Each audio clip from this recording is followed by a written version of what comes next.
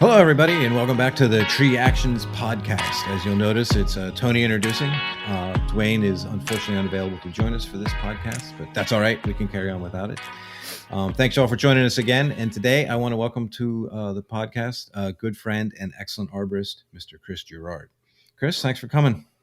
Well, thank you for having me, Tony. I've been meaning to come on here for quite a while and finally get the chance to do it. So looking forward to the discussion. Yeah, no, it has been one of those things like we must have had it scheduled 2 or 3 times. And then that's the life of an arborist. I have learned that if you want to contact an arborist reliably, you have to do it real early in the morning. Absolutely. I totally agree there. Like, my wife looks at me funny sometimes, like, who the hell are you texting at 5 o'clock in the morning? I'm like, don't worry about it. This is the only time I know they're available. Yep. You got it. Right. So. Well, Chris, we always start our podcast with the only thing that Dwayne and I have ever come close to on a script is our one single question that we start our podcast with. And you're a loyal listener and follower, so you're probably familiar with it. So you may have had time to think about it. But when was the first time that you can remember trees impacting your life? Oh, that's a really easy one. But before trees actually even impacted my life, I have to say that my mother's going to tell you, if you speak to her, that I was a born climber, because the minute that I started to crawl around and could stand up in a crib or something, I was trying to get out of the crib. And I had a bureau that was right next to my crib, and I would climb up out of the crib and on top of the bureau at nighttime. And there was a few times when my mother came in and she actually found me asleep on top of the crib. And she's like, oh my God, my baby's going to die. So she told my dad, we got to do something about Chris. He's going to fall out of the crib. So my dad ended up taking, now I don't know if they can do this today or whatever, but he strapped a fishing net around my crib, tied it all the way around, and locked me in the crib. So I could not get out of it. So I've always wanted to climb out, even not in the little playpens on the ground in the backyard where we had all the trees that I just wanted to go out to. But so I knew right away that I was always born to be up in the air. But I can certainly remember the very first time that trees impacted my life. We grew up in an old industrial mill town, and we had a lot of big old wolf pines or bull pines that grew down in this alluvial river valley that just were huge. And they had all these big lower branches. And my cousins lived right next door to us, and we would always climb. And like I said, we were about 5, 6, 7 years old, and we always wanted to climb up into it. Now, when I got up into the tree, I always wanted to see how high I could get. And I remember this, it burned into my memory. There was this one branch that I couldn't quite reach. We were all sitting on these branches, I don't know, maybe 20 or 30 feet up. And I had to jump up to get to this one next branch. So I jumped up, pulled myself up into the tree, and like, oh, great. Now there's all these other smaller branches. So I climbed all the way up pretty much to the top of this big old white pine, and just admired the view of looking down into the river and the valley and everything. So after spending, I don't know, a few minutes or whatever it was up into the tree, it's time to come down. So I'm climbing back down, and I get to this one branch, and then I realize that, oh no, I'm going to have to hang from this branch now and drop onto the branch below. And this could be very dangerous. But of course, my brother, who would always encourage me, come on, we'll catch you. So I went right to the collar of the branch, and I just bear hugged the tree and kind of like just slid right down and landed right in the middle of my crotch on that branch, and bang, stopped me right there. But I have to tell you, it was a hell of an experience, and it's something that I just never forgot. So any chance that I could get, I would climb the trees around there. So I grew up in a nice area where there was fields and forests with plenty of pines and maples and oaks that allowed me to basically be the kid and the climber that I wanted to be. So that's where I first got the climbing itch, I would say, to really want to get involved in it. So Yeah, that's you Yeah, learned early. The first lesson I often tell new climbers when we're training them, it's like, ascent's optional, but descent, that's mandatory. Yeah. that's Yeah. mandatory. Yeah, Exactly. yeah. Anybody, you don't have to go up there, but you do eventually have to come back You do eventually down. have to come Exactly. down for sure. Exactly. Yeah, Yeah, it's funny how yeah. those big old trees of our it's interesting when you can Oh get yeah, do you ever get a chance to get back there and see the trees or in the area?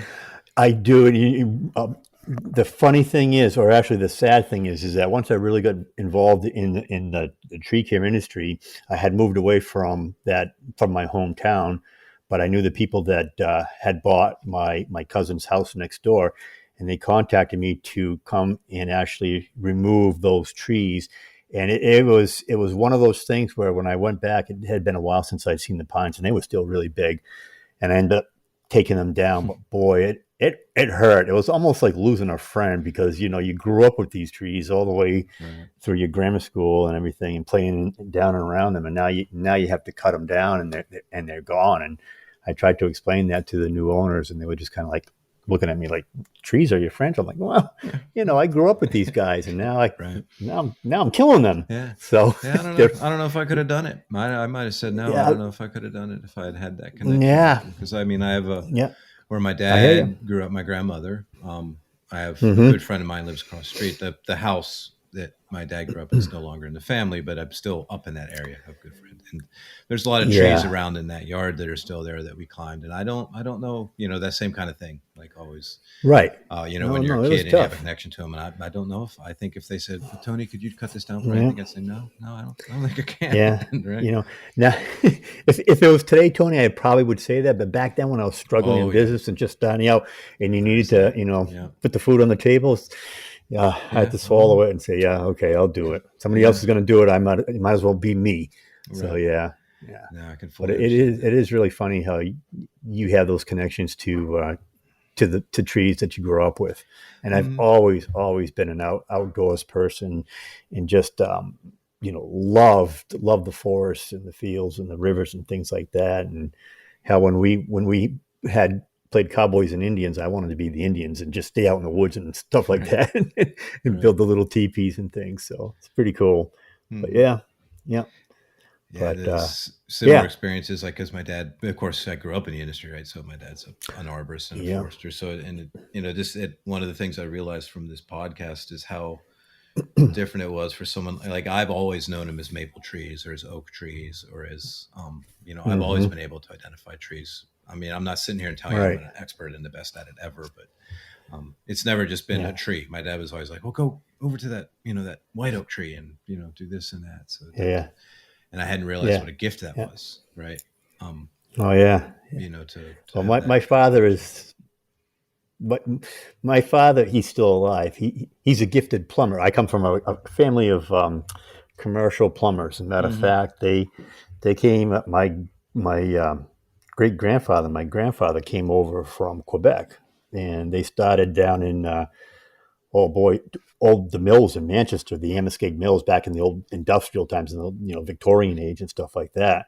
So they worked around uh, steam pipes and all the Hmm. heavy duty pulleys and construction. So I've always been around that. And my father, he is he's a third generation plumber. My brother's a fourth generation plumber, and my nephew's a fifth generation plumber. Now they're all really good plumbers, but they're not very good when it comes to cutting down trees. And Right. I learned how not to cut down trees from Right. my father, because I can tell you a story right now. I was 13 years old, and my father had bought a piece of property up on a lake where and we had to clear all the big pine trees out. Well, these pine trees were probably around 100 feet, but his rope was only around 75 feet. So he would just put a ladder up, tie that rope on, and have my brother and I all the way down, and he'd notch it, and he'd put a back cut in, and he would just say, "Run!" And my brother and I would go either way, and that pine would come down. And my brother and I, we didn't know, of course, we didn't know any better, right? Right. We thought that was the biggest, coolest thing to run away from a pine tree. And I think back on that now, and I'm like, oh my God, I can't believe I wasn't killed back then. And I wanted to do tree work after seeing that, but it was just one of those things where, again, just having to, working out in the forest and seeing and smelling the pine and everything. There's just something about it. It gets into your blood, Well, what is it that, how did you make the break from plumbing to tree work? that's a good question, because when I was in grammar school, I've always I played sports and everything, but I was always I was a really good student, and I always also had a passion for mathematics and physics, and I actually wanted to go into engineering. So what I was going to do was I was going to go into mechanical engineering in college and get my degree, and then maybe um, transition and do design build for my father's plumbing and heating company, because normally he would just get a set of plans and he would build from those plans. But we were thinking about expanding and actually doing the design portion in-house as well as the construction. But when I got to college, let me go back a second. During my senior year in high school, I actually was working on the job site, and I decided that I would rather, instead of doing the plumbing and heating and the pipe work and all that, is I liked the structure of the wood. So I changed my engineering to architectural. So I found a college that offered a 2-year program in architectural engineering, and what I was going to do was do 2 years at this, live at home, do 2 years at this college, and then take my credits and transfer them to a 4-year university where I could just finish out in 2 years and then work for a design firm and then get my license for architecture. So I was doing that, and when this 2-year program was, I mean, they threw stuff at you like it was a 4-year program. They put it into 2 years. Mm-hmm. It was normally like a 3 or 4-year program. So it was very, very hard, very, very difficult, and I had no time whatsoever. So I kind of got burned out in the college. After I got my engineering degree, I said to my dad, I said, "Hey, I need a break. I'm just gonna take a little break here." And he said, "Well, come back and we'll do some plumbing. You can do plumbing with us and start in the journeyman program and see if you want to do that." So I did that, and I was in my second year as an apprentice, and it's a 4-year program to get your journeyman's license. And I was in my second year when I got hurt on the job. I fell off a ladder and I separated my shoulder really, really bad. I had to have surgery, and I didn't know if I would ever be able to come back from that and really work with the big pipes and all that. So I told my dad, I have this degree. I might as well put it to use right now.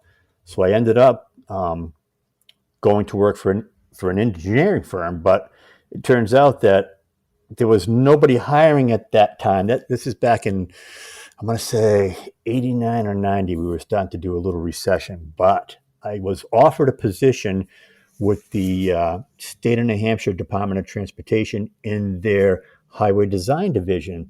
They said it's not architecture, but it's civil. We can teach you everything that you need to learn to do civil design work. So I said, okay, that sounds good. And at this time, I had also met my future wife, Heidi, and we were engaged. And I'm like, well, this is security. It's a state position, and the insurance is good. And let's see how this is going to be. So I ended up going to work for the New Hampshire Department of Transportation. But in the back of my mind, I always had the love of the forest and the trees. And I just wanted to do both, but I knew there was really no way to. And I also wanted to do rock climbing. But my wife was like, she was really worried because she knows that once I start something, I go gung-ho, and she was afraid that, okay, you're going to kill yourself and we're getting married. And so I said, all right, I promise I won't do any climbing right now. But I had it in the back of my mind. So for years and years, I did highway design work, designing bridges and roadways, highways, and things like that. But after a few years over there, I decided to just see if I could,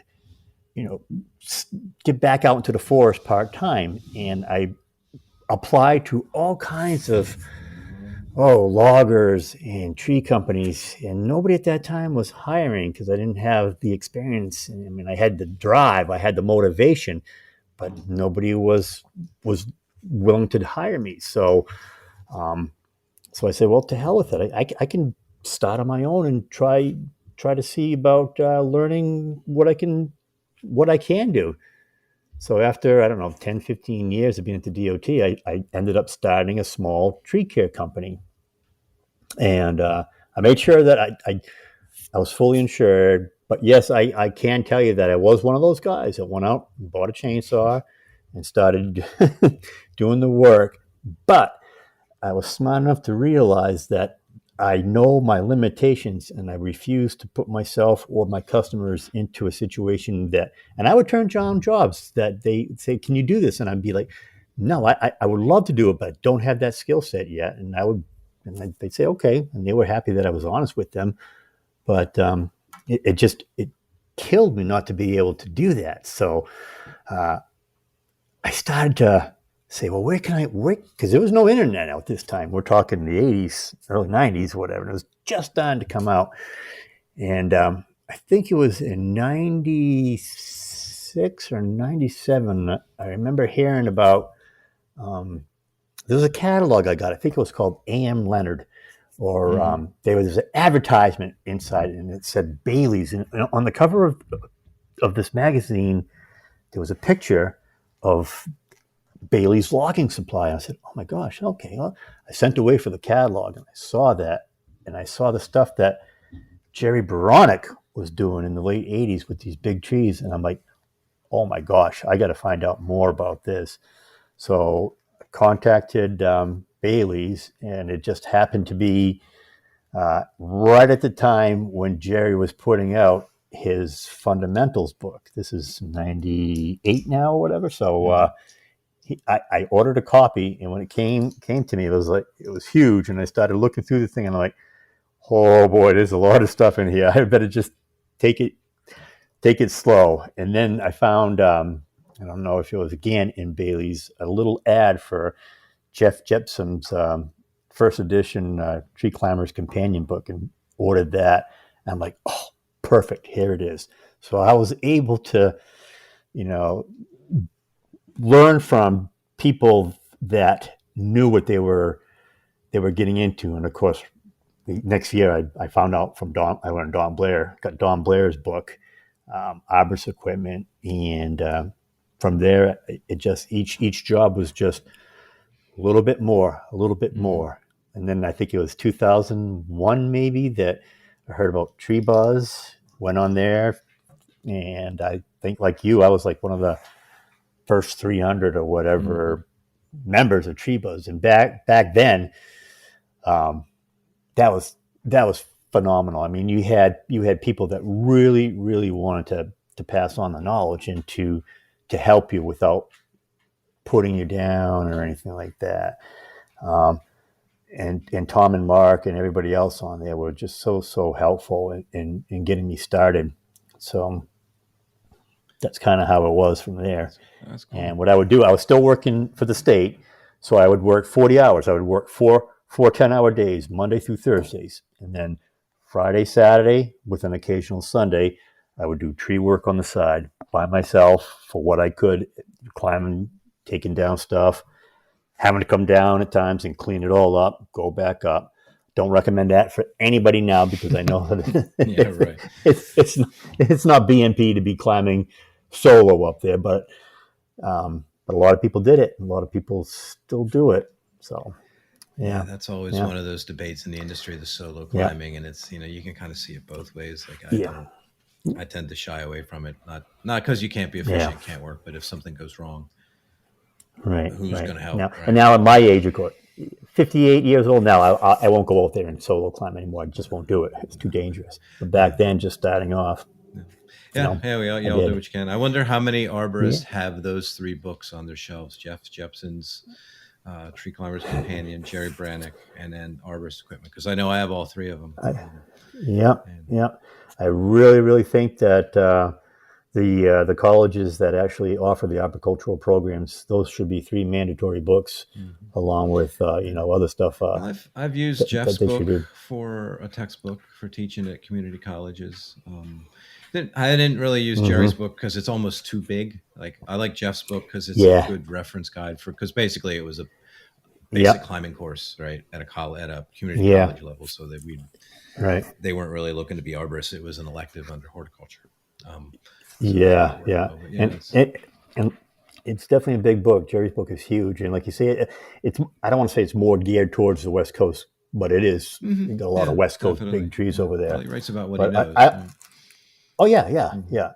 I can say that I was very, very fortunate to get in because I also contacted the New Hampshire Loggers Association about their program because I wanted to do logging on the side. So I went through the certification program, and I got trained by Soren Eriksson's guys, who they and let me tell you, they watching what Soren was teaching and seeing what he did, and this was probably right around the same time that I think Tim Ard was starting to be an instructor for Soren, and I just had the New Hampshire guys that Soren had trained, who then went to the New Hampshire loggers and said, "Hey, look, this is what we need to include this curriculum in there." So, and then, of course, they were also part of the game of logging that was up here. So, I didn't compete in that, but I went to it to watch and everything, and I was just amazed by what these loggers can actually accomplish just by understanding the simple physics and the structure of the wood. Right. So, Oh no, absolutely. yeah, it's pretty I neat. remember when we had Tim Ard on as a guest, and we talked about it. And I thought it was fast. I don't know if you listened to that podcast or remember, but I why? Do did. you remember why it's a 5-step felling program? I thought that was fascinating I because well, I Svorn's educational sort philosophy was yeah everything should be broken down into 5 steps. And when Tim into asked him five. why 5 steps, Yeah, he said, "You have 5 fingers, you have I, 5 steps." yeah, Right. And yeah. That makes and perfect it does sense. make a lot of It sense. And does. it's funny how much that's reverberated through the industry even to this day. Yeah, Because I mean, our Canada, we teach a 6-step felling plan. We added a point six again, it. because it made Yeah, you got sense. it. You know, You've added some extra stuff. well, we just added When one. I We went, added equipment because because the yeah, original oh, you 5 steps just kind of assumes you have the right equipment, and we all know you shouldn't assume things in life. yeah, yeah, But I mean, it doesn't. I tell people it's like, I don't. If you want to take the 6 steps and trim them down to 3, or if you want a 9-step felling yeah. plan, I just have a plan, right? Just have a plan. Just And I tell my guys the same thing because when I was trained by Soren's guys, they had a 4-step, and they said, remember this: help, HELP, help. mhm. So I'm like, help. What's that? So they say that the H is the height of the tree, the E is what was it? Oh gosh, I can't remember now. Um, I haven't heard this acronym H before. E L. I can't. Yeah, I'm trying to think of it now, but I know it has to do with lean. Right. Has to do with plan. It has to. Oh, E is your escape route. So Okay. H is the height of your tree. E is going to be your escape route. L is going to be your lean, front lean, side lean, forward lean, back lean, and your P is your plan, your notch plan, and your falling plan. So the H is actually not height; it's your hazards. Right. So look for your hazards first.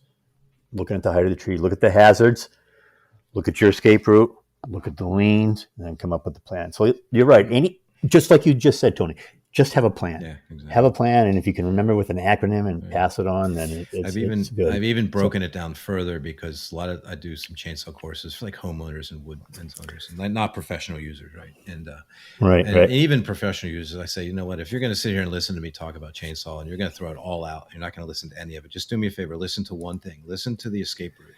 Once the tree starts to fall, just get away from it, right?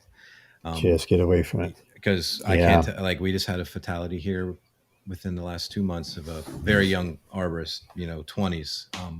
Ash tree, top breaks out, hits him. He's within 5 foot, and if he'd just simply walked away, Yeah. it'd be a funny story, but now it's a tragedy. So now I tell people It's doing it's chainsaw courses, look, if you're not going to listen to anything I say, and you're yeah. just going to sit there in the back and be like, oh, this is whatever. I'm like, just do me one thing. Listen to this piece of information Yeah. and use it. Right. Because Yeah, I can't. that was Yeah. We talk that about was the 90 fresh too. 15. That Yeah. We talk about the 90 15 5 yeah. rule. And I think it's actually 90. I Right. don't think 90 15 5 does it justice. I think it's 99.9%. Seriously, right? Because I've yet to hear Yeah. of the Yeah. case where somebody was more than 5 foot away from the cut and they got hit. I haven't heard of it yet. No. As being the No. cutter, of course, right? But Yep. Yep. yeah, When I was, because I had it struck by that, I was almost killed back in 2006, and I was probably 3 or 4 feet away from the stump, and I can tell you exactly. And I knew better. I know better, but it was 4 o'clock, and it was like what Don Blair likes to say. It was the last cut syndrome. I had one stem to put on the ground, and I had to miss this shed, and I notched it, and then I made the back cut. And instead of getting away, my 45 I just went 90 off to the side a few feet to watch to make sure that it was clear of that shed. Well, it cleared the shed, but I had taken down a tree previously to that, and there was a little stump. So when it hit that stump, it kicked up, it fishtailed sideways, and it clocked me right in the jaw, ripped my lower mandible off, crushed my sinuses, and gave me a massive concussion. And knocked me into next week. I spent a few nights down in Boston in the hospital because it almost killed me. And I was so mad at myself because I know better. So now when 3:30, 4 o'clock comes around and we're all tired and the guy's like, let's just bang this out. Let's just finish it. I'm like, no, we can come back tomorrow for another hour or two. It's not a big deal because fatigue can make an idiot out of the smartest person. When you get tired, you just get forgetful. So, absolutely. when that happened, I was like, okay, I got to reevaluate my, I can't just keep going. And, yeah. I was actually doing a little research for some health and wellness parts of our courses, and I found there's a study that was conducted. I don't give all the stats don't matter, but basically what they found is when you're sleep deprived, when you've been awake continuously for 17 straight hours, you basically work the same as if you're legally drunk, right? Oh, I totally believe that. And then and you were in the middle. It goes down even faster, right? Like when you're like 19 hours awake, it's like you're drunk. You act your reaction time is the same. Your decision making's impaired. So it's crazy. And then you see those shows, and I love to watch them. Deadliest Catch. I'm a huge fan of that. Right. But when I see these guys out on deck for 36 hours straight, and then all of a sudden they bang their head into the pots and stuff, I'm like, well, maybe it's time to just get off deck and get some sleep. But those guys are a whole different breed, man. Once they get on the crab, they don't let it go. They're maniacs out there. And I'm sure you went through that because you're from the military, so you know all about sleep deprivation. You had to have been trained in that from your years back in the military. I still have the ability to sleep anywhere, anytime. I don't know what's noticed. Yeah. Just right. Well, I'm not as good. That's probably a good thing. But it's a good thing. You've trained your body. I think, and I'll never be able to get the stats on it, but I think that if you could have the hydration levels and sleep levels of people that have accidents in tree care, I think those are the two things. If you want to improve the chances of you coming home alive, drink water, right, during the course of the day, and get a good night's sleep. Right, get 8 hours of sleep a night as best you can. Understanding that not every night's perfect, and then I think that a lot of things would change. Because I was just recently reading a book that all of us in most of the modern world go through a sleep deprivation experiment every year, and we don't even know it. Oh yeah, it's the time change, right? Like when you go from daylight savings. Oh yeah, and there's scientific evidence that like judges. Like when they lose their hour of sleep for the time change for daylight savings, they hand out harsher sentences. They're less compassionate, right? Like it changes the way you are, even just 1 hour of sleep deprivation. So. No kidding. And then I think back, on all those years doing tree work, like you basically did tree work all day. You come home, you drink a 6-pack of beer, eat some fried chicken, and then sleep for 4 hours. Yeah. And then go do it again. Right. And it's like, and go do it again. I'm lucky I'm alive. Right. When I was stacking the odds against myself and I didn't even know it. Right. But sometimes I think it's literally as simple as drink a lot of water. And I think most people are pretty good with that these days. But just get a good night's sleep, man. Go home, get 8 That's it. hours. Yeah. Like Right. uninterrupted. And it can be difficult, and of course, when we're younger, we seem to not think that we need those 8 hours of sleep in that. Exactly. We can just go out and party and then go back and do whatever the next day. But no, not as you get older. Well, it's yeah. also an And I'm industry. gonna say It's an industry that has a macho aspect to it. Like, oh, I'll sleep when I'm dead. I'm like, no, Yeah. you won't sleep, and then you'll be dead. And then you'll be dead. Yeah, and I quickly found out because after spending 26 years of doing design work, I was getting burned out in the design work. But because every like I said, I would work 4/10, but then I'd do the tree work on the weekend, and I'd go back to the office on Monday, and I was people would say, "You do tree work on the weekend?" I'm like, yeah. And I'm depressed today. And they're like, wow, you have it easy over here. I'm like, oh, I'd rather be out there. So after 26 and a half years, I finally said to my wife, Heidi, I said, you know what? I've always given more and more customers. My name was getting out there. And I'm like, now's the time, I said, before I get too old, I'm gonna make the change. I'm gonna leave state service, leave engineering, and go into full-time climbing, full-time production tree work. And when I did that, I did that at an advanced age. I'm going to say I think it was 45 or 46 when I did that, and I hired one young ground worker to start off with me, and I went right into climbing production full time at that age, and I was happier than I taking. You know what? So I couldn't get enough of it. I'd come home tired, but I would wake up the next day ready to go because I just I'm so passionate about it. But as the years went by, once I got to 50, it started to get a little bit harder. So I know it's like, okay. And of course, all those old sports injuries, weightlifting injuries, they all catch up to you over time. And I had to have my shoulders reconstructed and my tendons in my elbow reconstructed. And this was before, I started climbing full time. So I was working with already joints that had been affected. But again, I still just loved it so much. But when I turned 52, we were working on this one particular job, and it was hard. We were working 6 days a week that whole entire year. And that week, it was February, and I was having like colds because I was having these little pains up in my upper chest. I'm like, just doesn't feel. I'm really tired. Boy, I must have really pushed it hard this week. Well, we were working on Saturday, and I had just come out of the tree, and I started to get this shortness of breath. And then all of a sudden, it was like somebody took a log and slammed it dead center into my chest here. Boom! And the pain was like, oh, and both arms instantly went numb. Sweat started rolling out. I'm like, having a heart attack. I'm having a heart attack. I sat right down. I'm like, I can't believe this. I'm having a heart attack. No, I can't be having. Of course, like you say, that macho mentality. So the mindset is like, nope, I'm not having a heart attack. And it was probably around 9 or 10 o'clock in the morning when this happened. And the guys were like, you got to go to the hospital, Chris. You got to go to the hospital. I'm like, no, I'm okay. I'm just going to wait and see what happens over here. I'm walking around. I can stand up and walk. And so, like an idiot, I finished out the day. And I came home, and my wife looked at me. She says, but you don't look good. I'm like, I'm just going to take a bath and we'll see what happens here. I mean, maybe I should go see the doctor. And I was in the bathtub, and she came in to check on me. And I was just gray and ashen. And she says, oh, you're going to the hospital now.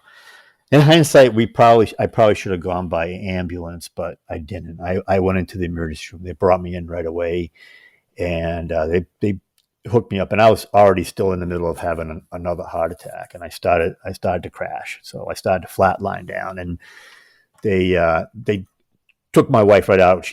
They're like, okay, you got to get out of here. You got to get out of here. And she's sitting out. Poor Heidi. She's sitting out in the waiting room, and they happened to have a minister or a priest that was over there. He comes over to sit down to talk to her, and he's like, it's gonna be okay. And she went up one side of him, down the other. He's not dead yet. Get out of here! I told you.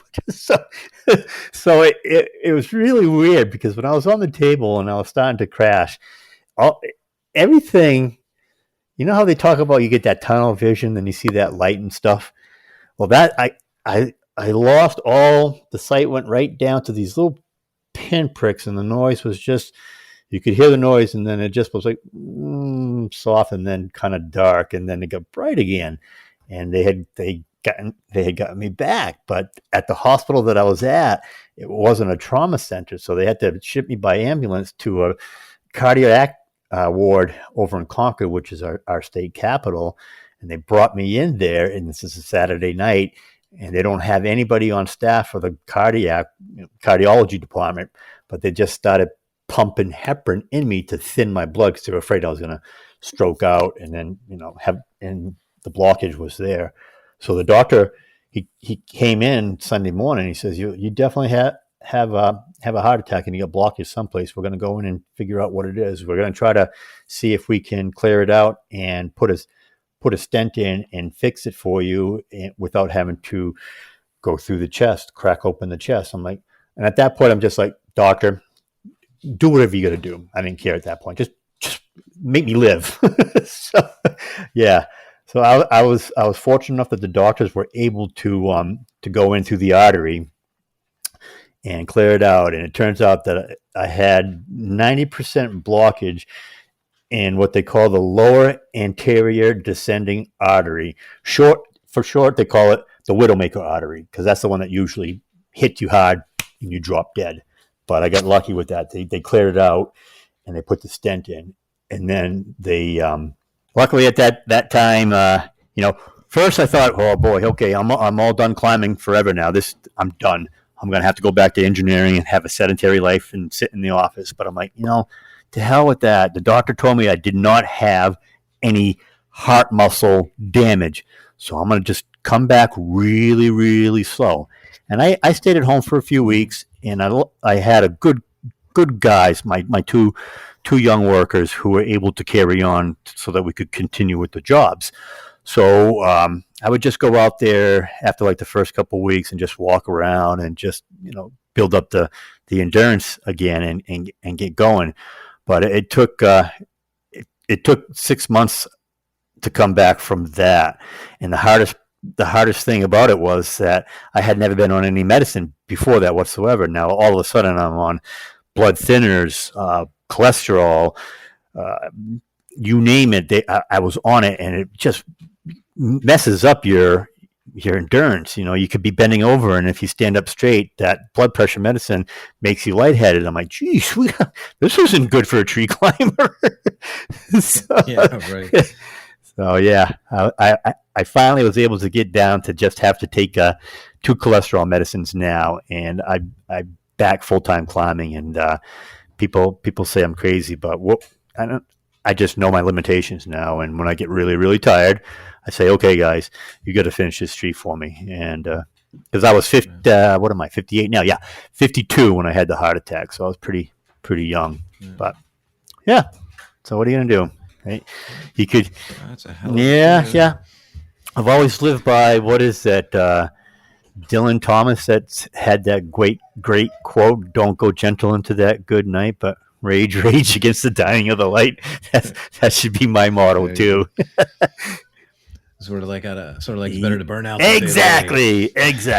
So yeah, I haven't written about that yet, but that's one of the articles that I want to work on for TCIA is the aging arborist and the production climber, and what you can do and how you should do it, because there's a lot of people out there like me that still are passionate about it, and I don't want them to think that, oh my gosh, I can't do this now because my doctor says, oh no, you're gonna have a heart attack. No, I've already had one. You can still do it if you do it properly. So yeah. Or the preventative, right? Like what you could do to fix it. Right. I see so many climbers, they get into their 50s and beyond, and they're still climbing, not necessarily because they want to, but it's the only job they have. Is they think they're unwilling to reinvent. Right. Yeah. or unable to, and some of that I think is I always when occasionally when younger arborists ask me for advice, I'm like, climbing's great, but it's a hard dollar, and you might love it now, and you might love it, and you might do it till you're 80, but have another plan, whether it be inside or outside. Yeah. Because one day the odds are that you'll wake up one day and be like, you know what, I just don't want to climb like this. I don't want to climb at this level all the time anymore. Right. And then have another plan, because if you don't, you'll keep climbing, and then you'll basically climb to death. Exactly.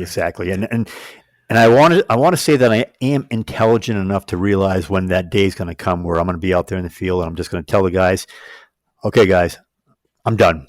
No more climbing. If you want, maybe I'll be here by the chipper, but just not going to be doing the big production stuff anymore. I've been there, done that. I have nothing to prove. And I'm not trying to prove anything, Tony. You know, I'm doing it because I enjoy it.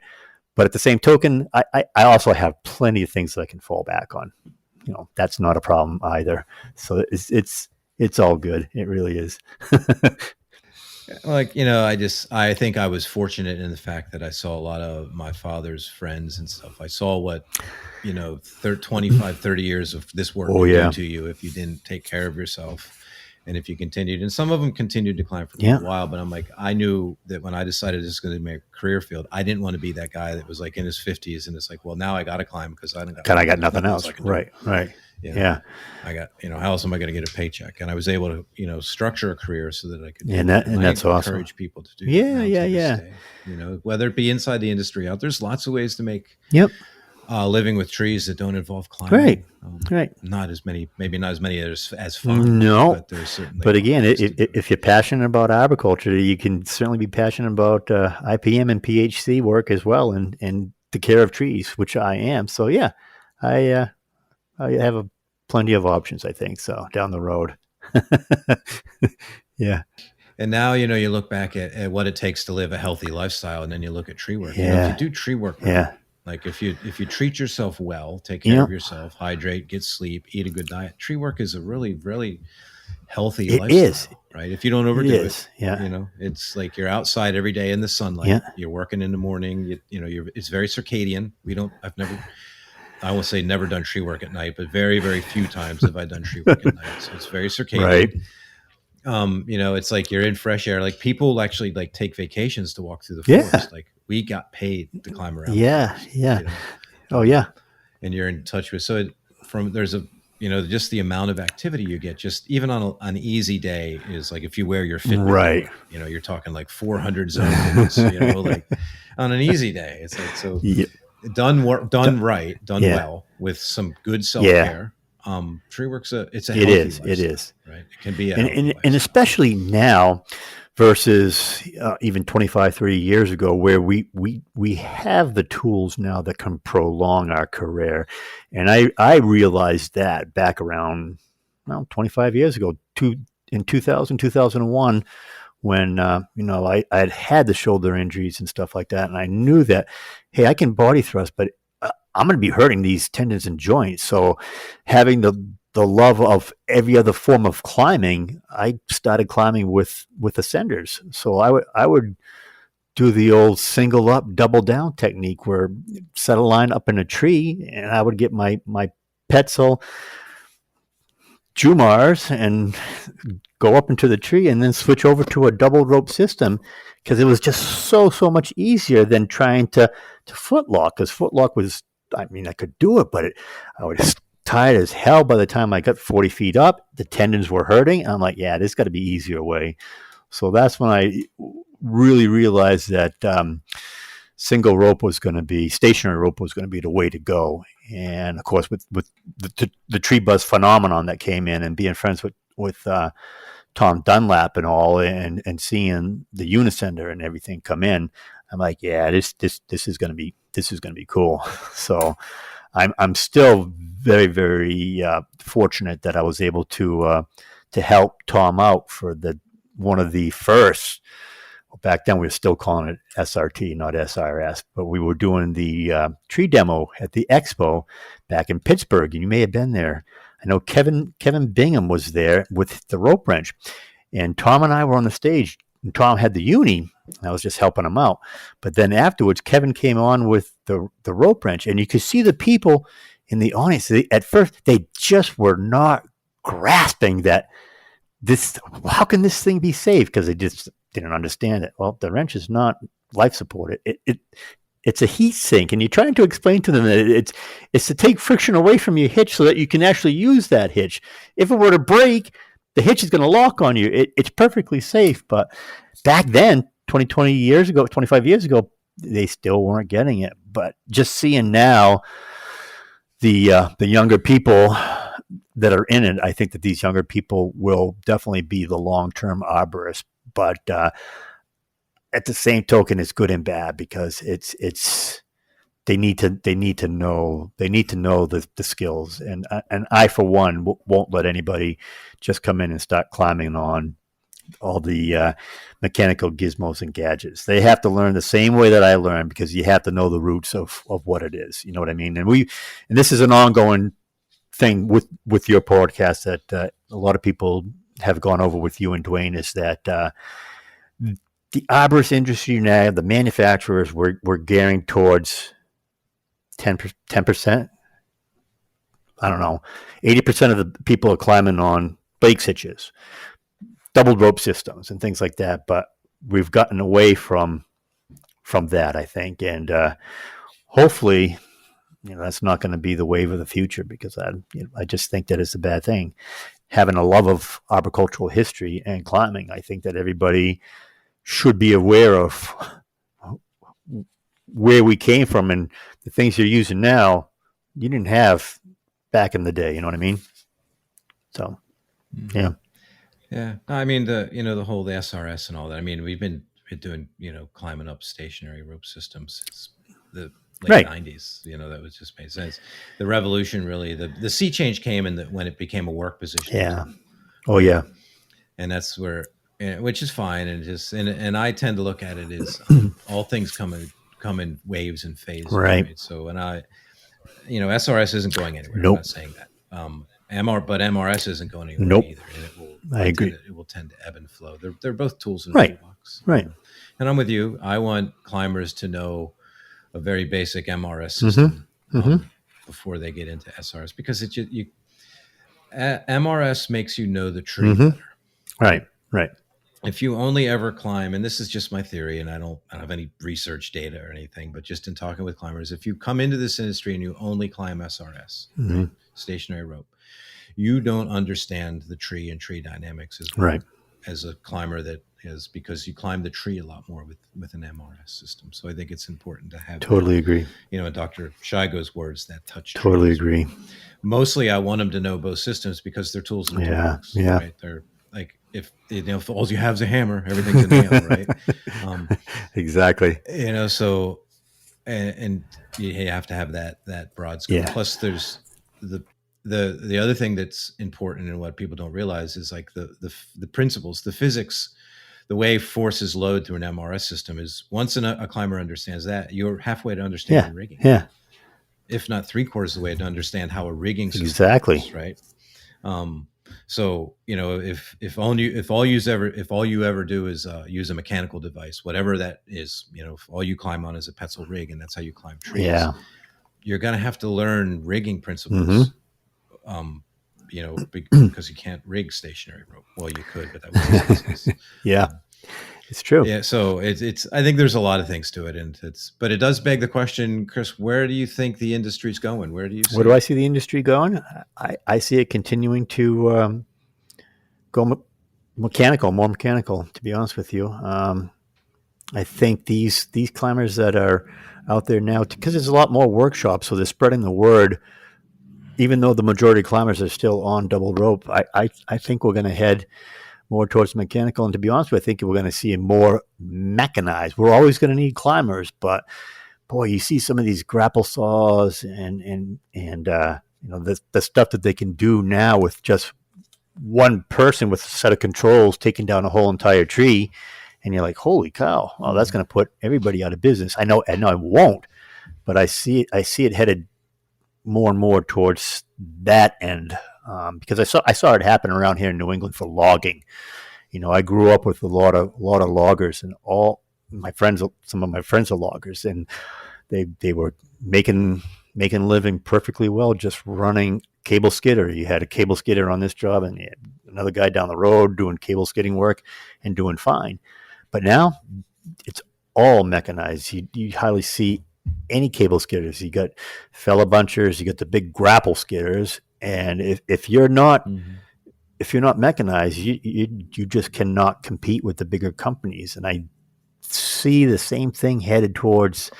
I think I could be totally wrong. I kind of hope I am, because I like the small businesses. I don't want to see huge corporations of tree care companies. But yeah, I see it headed a lot more mechanized than it is now. Yeah, I agree with you. I think you might be better off going into a career in robot removal for arboriculture than climbing at this point. You're still going to need climbers. Without a doubt. You know what without a doubt. What we've tried to structure with the family business here in Lancaster is when the guys go out climbing, they're climbing nice trees to prune. Yep. Like we have a grapple saw, and we don't do the big rigging removals anymore for two reasons. One, really don't want to, and two, it's too easy to get underbid on. So if somebody's going to come in and work for peanuts. Yeah. I can't. Right. But mostly it's like, and I try and tell the guys that now, and the girls when they're working, it's like, you're fortunate, because when you're climbing a tree, you're generally doing preservation. Right. And you're doing, the work that I always loved. And I tell people all the time, I never cut down another tree.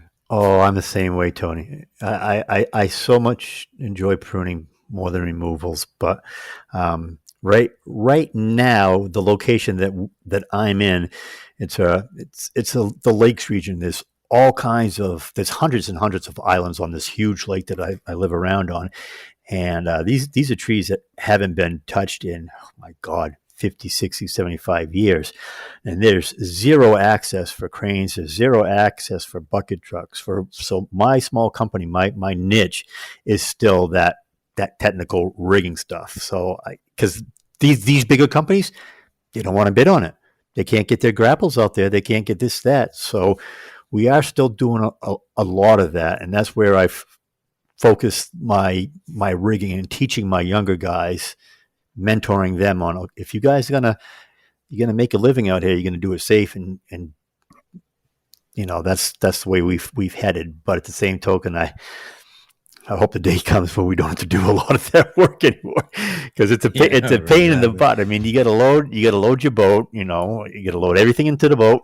You got to drive out to the islands. You got to load everything out of the boat, do the work, and then load it into the boat, out of the boat, and back in the trucks when you're done. So it's a lot of physically hard work that a lot of young people they don't want to do. And I don't blame them. It's hard, but it still needs to be done.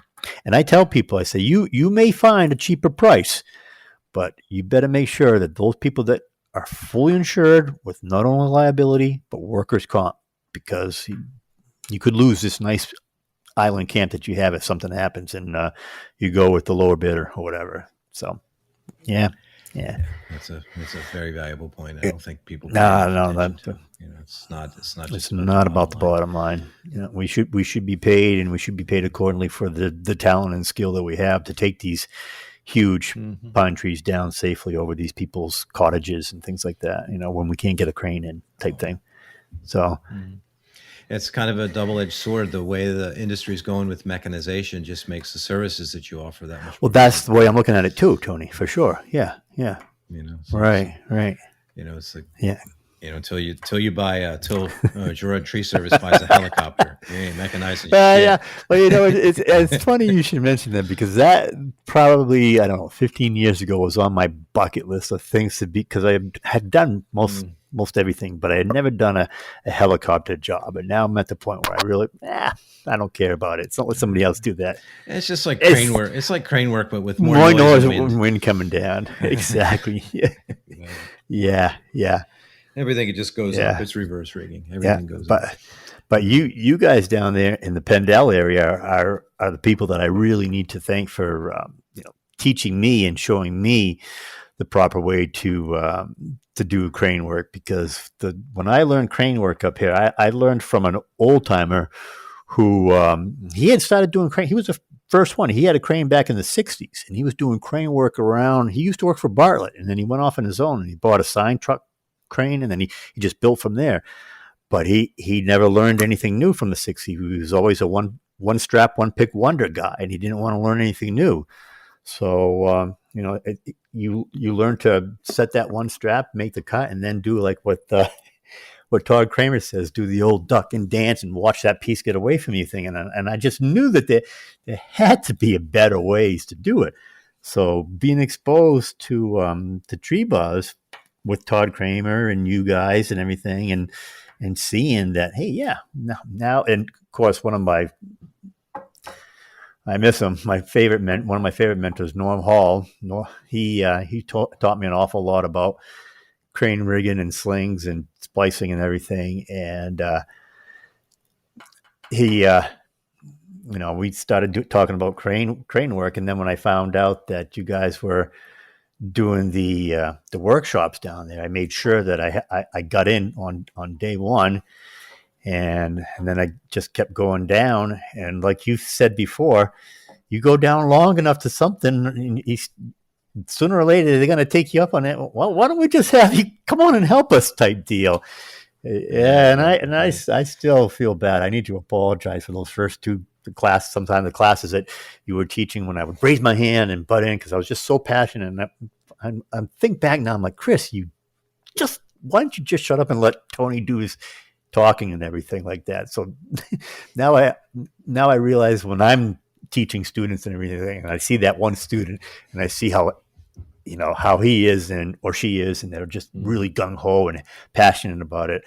I try to be patient and remember how I was, and pass it on type deal. But people that ask good questions make you look good as an instructor.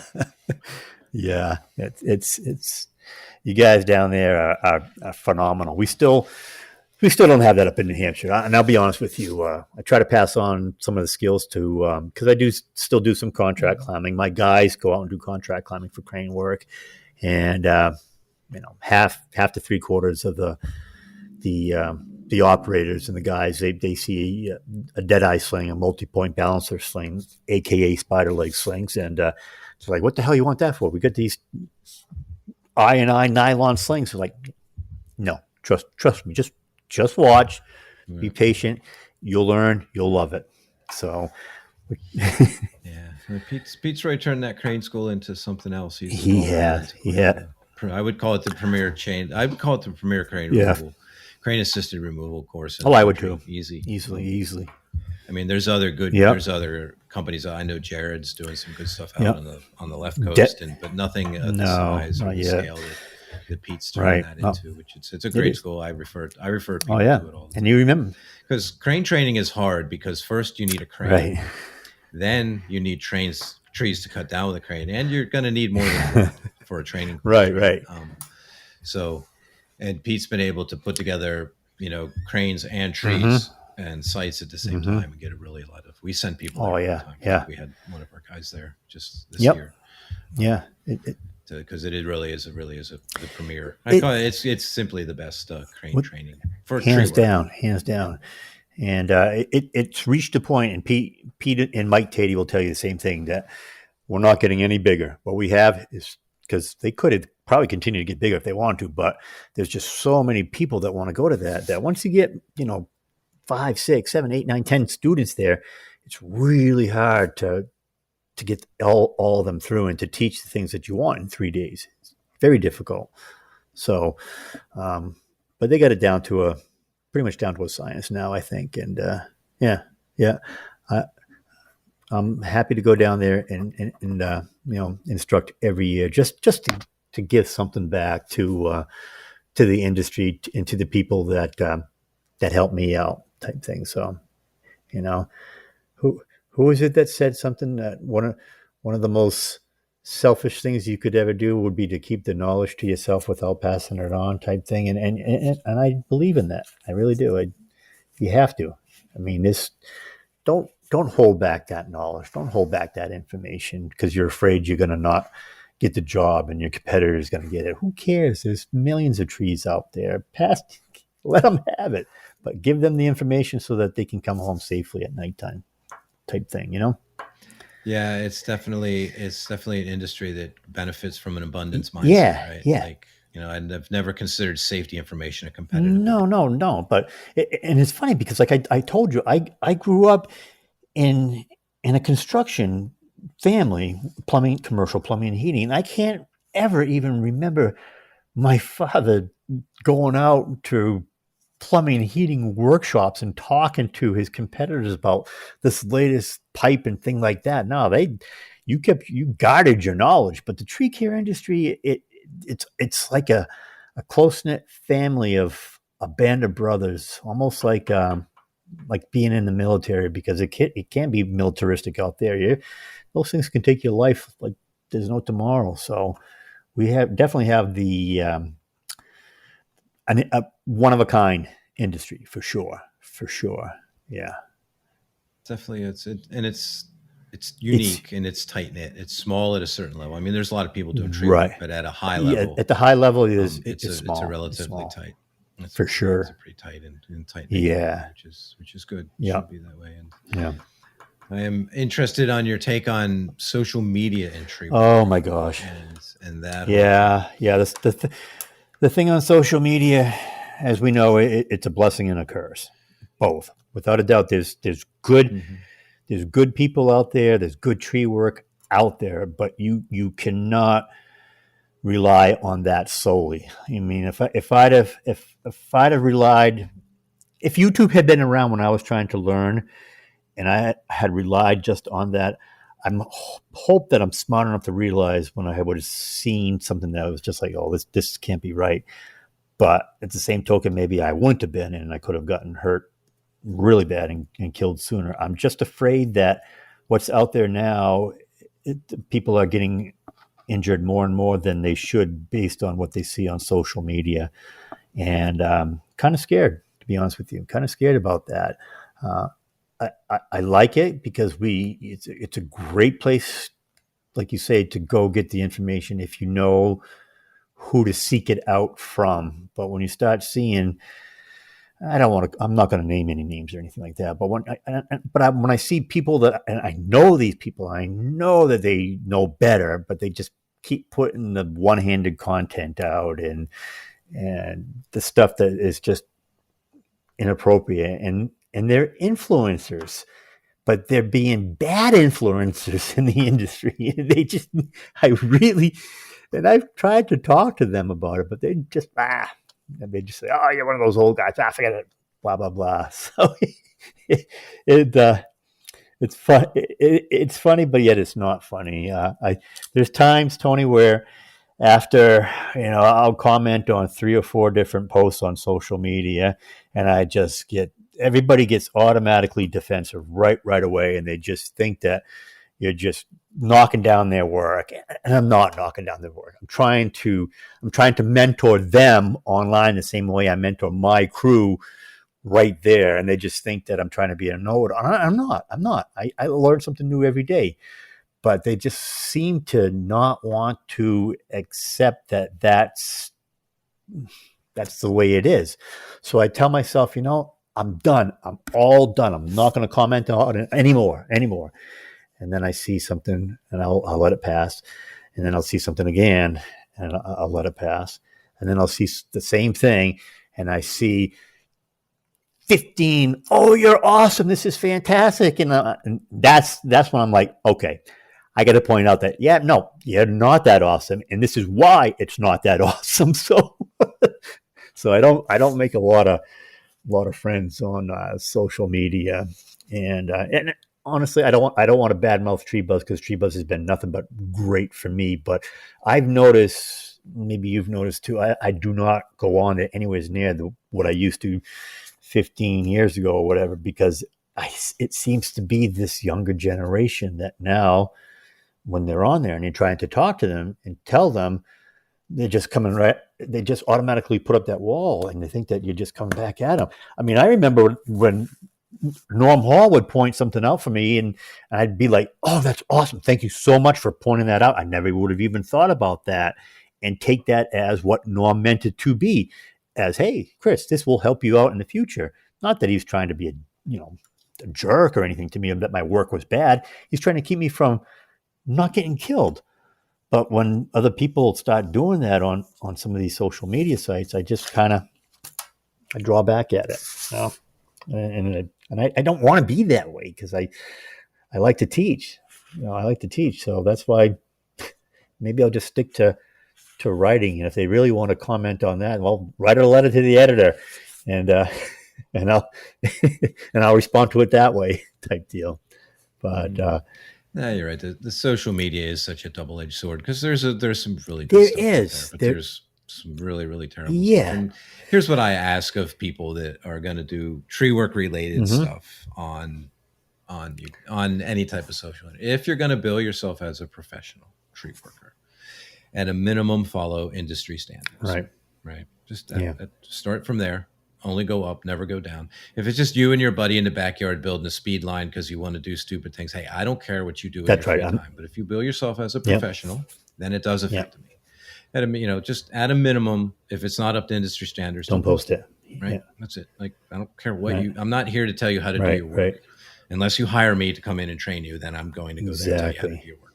But so at a minimum. And then what I tell people that are consuming things from online to learn, because I learn a lot of, don't necessarily learn tree work on YouTube, but other things you can learn. I'm like, don't use it as your first point of reference. Right. Don't do it just because you saw it there. Like, learn something, read a good book or read an article or talk with somebody that's knowledgeable, or learn something at a training course and then reference that and say, I saw something. We just did a training course and I'll look that up on YouTube. Use it as a second point of reference, not as a first point of reference. It's not meant to be. It's just not meant to be that way. But that's the way, you're right, social media is these days, and unfortunately that's how a lot of people learn. And I'm with you too. Like, I very rarely comment or make any and that's a personal choice for me, because I find myself getting wrapped up in the negativity of it all. I'm not sure how much I can impact the world, so I choose just not to spend my time and energy because it's better. It just makes it's negative energy that I don't need to spill. So, now if somebody asks me a question, I'll be more than happy. And I've still got a buzz, and I cruise through there once in a while, and I'll comment if I have something valuable to say. But there are certain hot button topics that I've said everything I'm going to say about it, and I have nothing else to say. Because we've been down that road. We've been down that road 15, 20 years ago, and I'm not gonna. Why talk about it again? Look up the old. If some of these newer users would go back 20 years ago and see some of the content, the great content that's in those, man, they would be answering half their questions and not having to have so many terrible discussions with people in arguments and everything. And there is a certain aspect to online communication that people will. You can have a very nice person that could be a very big asshole on social media. It lends itself to an anonymity that opens up aspects of people's personalities that might not be their best. No. I learned. So it's just. I was going to say, I learned one of the best things to do is not to go on back. I haven't had a drink in 5 years because it's not good for my health. And I realized that one of the best things for me to do was not to do comments after I'd already had a couple of Sam Adams in me, because it's just like, no, you're just going to flow off and say something that's stupid that you really regret afterwards. So, you know what I mean? Or open up a can of worms that's going to take a lot of energy to close up later, and it's like, I use that energy for other stuff. So true. Yeah. Open up that can of worms. But it is funny. It's here to stay. It's not going anywhere, right? Nope, it's not. And for the people out there that will look and say, "Well, you don't comment," it's like, I spend a great deal of my professional career teaching and training people in other ways. Social media, I just choose not to do it that way, because I don't necessarily think it's a great. I'm not saying you can't learn things on YouTube or social media or through TreeBuzz, but I don't think it's a way to receive training. I think it's a way it's a point of reference. I think one of the best. It can be a guideline. Yep, I know exactly what you're saying. I think one of the best things you did, and I don't know if we would call it social media, but back when you started Gravitational Anarchist, I thought that was phenomenal. That was like, there was some awesome content on in your blog and everything like that. I used to really enjoy it. I don't know how many people are even aware of that out there, but this, when you start something like that and you don't realize the Oh my amount of gosh, time and yeah, dedication it yeah, takes to yeah. maintain it. And that's like, I didn't realize, like, oh, I can just sort of keep this going on the I side. And then I get into it. It's like, I don't have no, time for no, all and for I that. understand that too. Um, Yeah, you I know, haven't listened to Mark. and it Go just, ahead. Uh, no, I yeah, just got to the point where it's like all the other yeah. things I was doing between work and in training. I'm like, I still have Right, time, right, you know? right. I know Mark. I think Mark Bridge still does his on. He's got a blog on. Is it the Tree Engineers site? Yeah, I So think it's not as active as right, it because used to again, be. it's time and everything. It's hard to do Right. that. Yeah, But exactly. yeah, But he's still currently doing the, the product development right. with DMM and stuff because they have the new Yep. saddle and just, Yeah, that seems to be a he's chugging pretty along with popular it. saddle. That's you know, Seems like yeah, it. for Yeah, sure. they've always had a good eye for design with Yeah, that stuff. yeah, they do for sure. So I mean that, and that's even though I'm like you, I came into that point where because I started climbing on Arborplex, and then I went to True Blue, and then you had a pulley underneath to fair lead your split tail and all that. But then I transitioned, so I've seen everything come through just like you have, and I still get passionate about seeing the new stuff. But and Don Blair and I just had a really good discussion about this the other day. What we're seeing now, we're seeing almost like they're trying to invent a better mousetrap. There's not the tools that are coming out. There's no need for these tools. We already have these. And I feel the same way sometimes about software. Like, why come out with a new software to change an icon from here to there and say, oh, this is new? So I see a lot of the tools headed that way too. You know what I mean? There's there's got to be a need in order to have the tool worth buying. Do I like the shiny stuff? Sure. Will I buy it? Probably not anymore. Probably not. Yeah. So Yeah, it, I'm totally with you there. It's to me, it's yeah, when a piece of equipment solves a problem I have, it's an there you go. innovation. If it's just a wheel of a different color, Yeah. then it's just a wheel, and that's fine. Right. I'm not criticizing Nope. people that make wheels of different Nope. colors. But you're right. A lot of what people consider, they want to say it's innovative, but no, It's really it's nothing wrong with it. But it's not solving a problem. That problem was yeah, solved. yeah. And I'm trying to think of what problems we really have now that a tool could solve, because there's a lot of smart you know Kevin Bingham backyard engineers out there that are playing around with stuff, and who knows what we're going to see in the future, where all of a sudden we didn't think we had a problem. We thought we were fine traveling the way we were going, until all of a sudden the multi-senders came along, and then we were like, oh my god, we can ascend and descend on this and work positioning. This is like gold to us. So that was monotonous. That was, I mean, not monotonous. That was huge, monstrous. You know what I mean?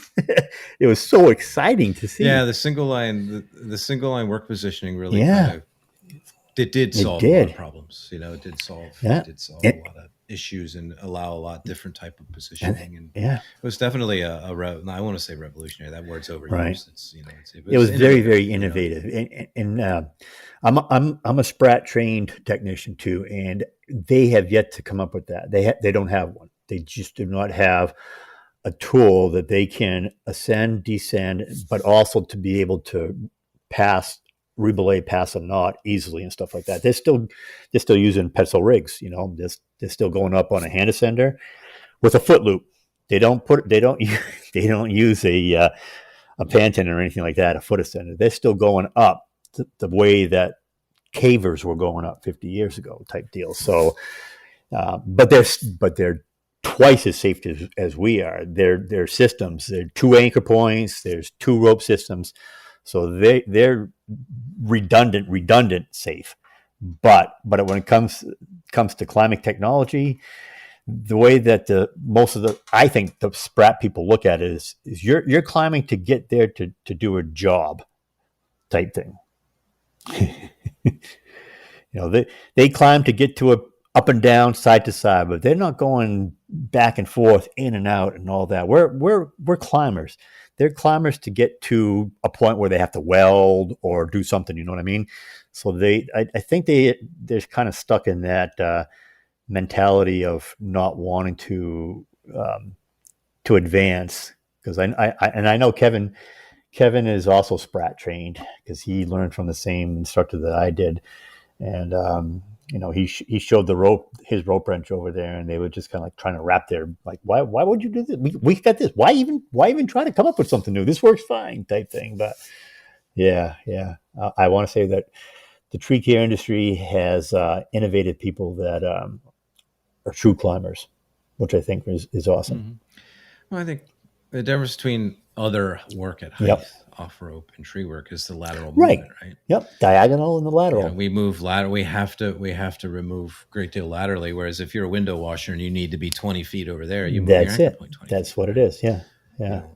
But we don't have that option necessarily. Yeah. Although it's funny as you watch, SRS systems come in, it's getting more that way, right? Because an SRS system works best when you're needs your anchor point. Not that it won't work laterally, but it works best.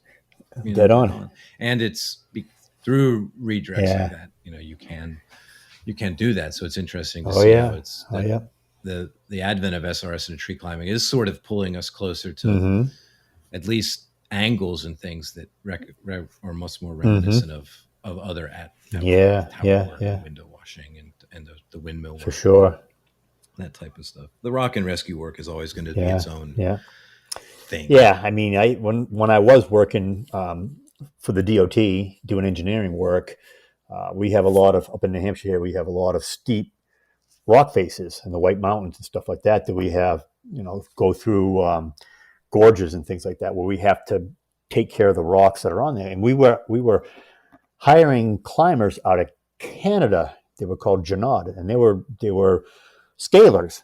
They were rock scalers. So they would come in, the road would be shut down. They would come in on rope systems with these big poles, and they would break off these rocks. And I thought, man, that's pretty cool. And being a climber, I thought, well, why can't we bring this right to our state? And I would be happy to learn this and then bring it to our maintenance guys so that we could do this work and not have to pay $50,000 a week to have these guys just scale this out.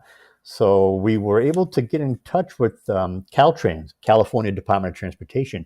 And I went out to the Sierra Nevadas, and this was like right before I left the DOT, and I got trained on their rope system, scaling out there to learn how to do that work.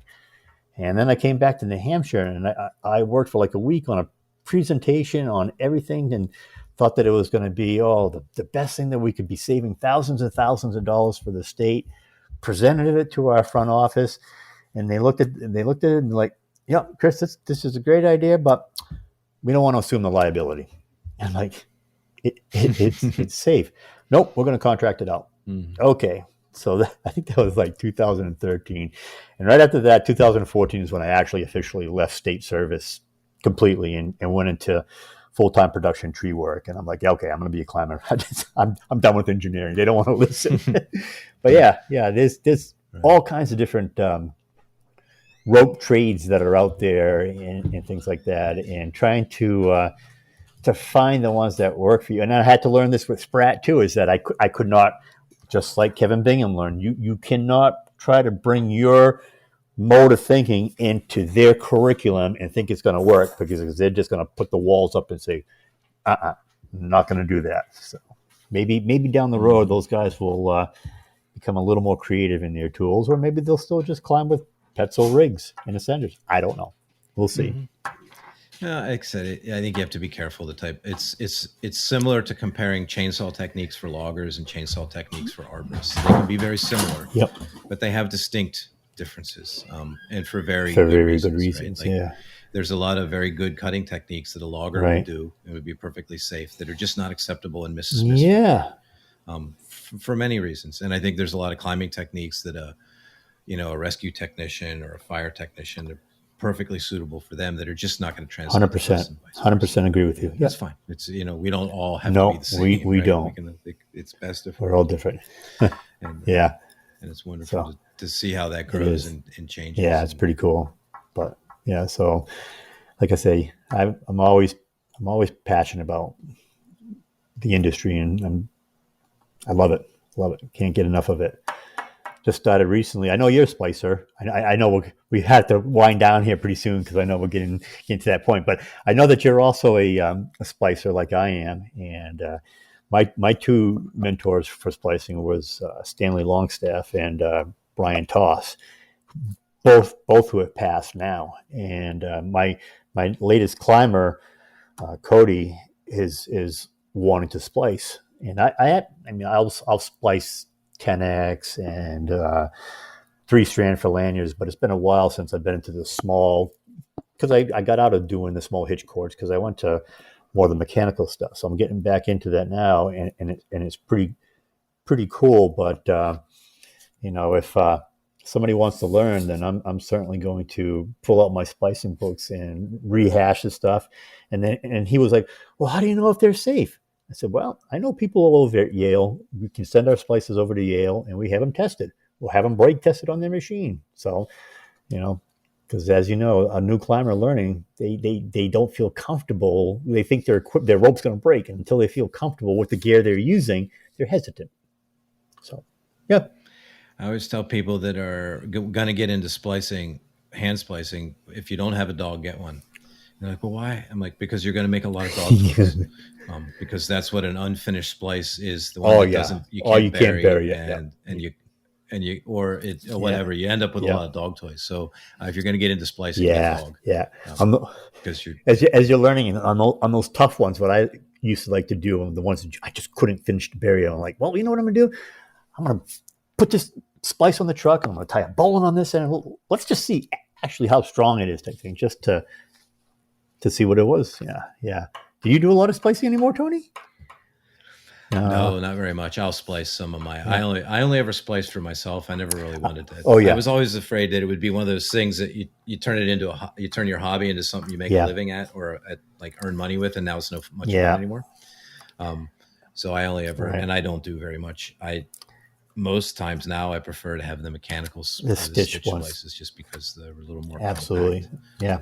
I was just talking to Rich Hattie. Well, Rich from he used to own Anchor Bridge Rope Works and everything. And I asked him, I say, "Hey, Rich, you splice anymore?" He says, "Hell no, I don't do any more production splicing." He says, "That's a young man's game." And yeah, he is right, because it is hard on the elbows burying those splices, but it's still satisfying when you get out a good splice and everything and see it. So yeah, I still make most of my own slings, my own rigging slings and stuff. But I just, like I said, I've loved 10X forever, or the very big double braids, and they're not. It's not that difficult to splice. I didn't want to get much into the. Actually, most of what I splice now is the broken winch cables from the chipper, because we use AM steel. Yeah, we use the low. Well, we don't use AM steel, but it's somebody else's AM steel, right? Another manufacturer. Yeah. So we end up putting the splices in those, but those aren't life support, of course. Because the end just gets right. Oh, absolutely. I'm trying to find somebody around here in New Hampshire that can do vinyl, because on my crane slings, I had one crane operator that he saw one of my slings and I didn't have a tag on it. He says, I don't want to use that. And I said, "What do you know?" He says, "You don't have a tag on here. If OSHA stops by, we're in trouble." And I'm like, "Yeah, you're right. Okay." So we didn't use it. So now I'm trying to find somebody that can actually, do some vinyl, and I can type it up and put it on there, on those slings, because I can't. Maybe somebody else does it, but I'm not a big fan on doing the heat shrink, heat wrap plastic over AM steel, because that has a very low melting point. I'm just afraid of damaging those fibers. So I'm very careful about that. And looking at the crane slings that Pete uses down there from Westbur, those Quantum X, none of that is heat shrink. They have it on the vinyl, but then they put the stitching around there. I'm like, okay, yeah, that's the way to go. So I'm trying to find somebody that can print some stuff up for me. But I got to tell Dwayne too that I think he was asking a question on one of your, I think it was Norm Hall during that interview. He was asking about the crossover on a berry, on how to avoid the hourglass effect. And I have some notes from Stanley that actually has the taper, that what he uses to avoid that. And I found it. And I'm like, oh shit. So I got that all printed out. So if you, I don't, Does Dwayne? That's valuable information. Does Dwayne teach splicing, or does he splice at all? He must. Very little. I think I wouldn't. He'd probably have done a little bit. We've ArbCan's done some splicing courses. And but not very much. It's a bit of a niche. It is a niche thing. I think. And again, back 15, 17, 18, whatever years ago, I did a lot more of it. Went down with John Hottenberg from Knot and Rope. John taught me a lot of tricks and stuff like that. John's a good guy. But I just kind of like you, I've gotten out of it, and I've looked, I'm like, yeah, I can spend $5 less and get this stitch one and his hair right away, instead of me beating the crap out of my shoulders and elbows trying to bury it, and works just fine. I still splice all my throw lines. Do you?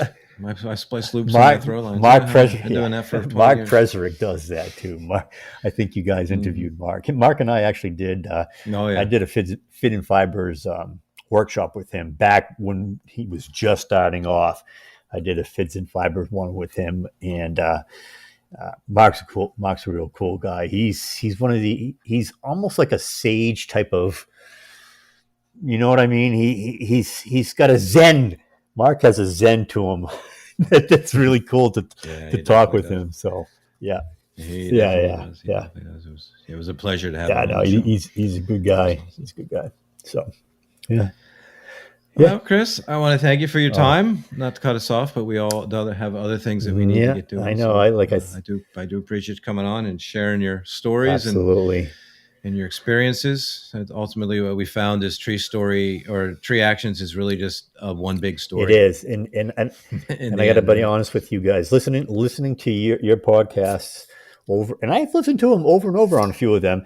They've just they always reinvigorate me. It's one of the first things I listen to. I'll turn on one of your podcasts going to a job and just listen to it, because it's a good vibe, and I know our mutual friend Don Blair feels the same way, because he's actually talking to me about getting back onto the riding circuit, and you may someday see a third revision coming out on the equipment, only with other people's input, because Don's not a huge that'd be good mechanical stuff right so, and he even offered TCIA to write more articles. And I told TCIA, I said, if Don's offering to write you guys more articles, you ought to take him up on it, because that man is writing gold. He's not just a writer.